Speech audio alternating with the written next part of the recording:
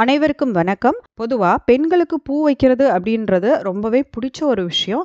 பெண்கள் தலையில பூ வைக்கிறதுனால, அந்த பூவுக்கும் அழகு, அத வச்சுக்கிற அந்த பெண்ணுக்கும் அழகு. அப்படிப்பட்ட அந்த அழகான பூவ வைக்கும் பொழுது, இந்த தவற மட்டும் நம்ம செய்யக்கூடாது. அத தெரிஞ்சுக்கிறதுக்கு நம்ம சேனல சப்ஸ்கிரைப் பண்ணிட்டு, வீடியோவ ஃபுல்லா பாருங்க. உங்கள்ல எத்தன பேருக்கு பூ வைக்கிறதுனா ரொம்ப புடிக்கும்? என்ன பூ வச்சா ரொம்ப பிடிக்கும் அப்படின்றத கமெண்ட் பாக்ஸ்ல கமெண்ட் பண்ணுங்க. ஒருத்தவங்க நமக்கு பூ குடுக்குறாங்க அப்படின்னா, எந்த ஒரு காரணத்துக்காகவும் நம்ம வேண்டாம் அப்படின்னு சொல்லக்கூடாது.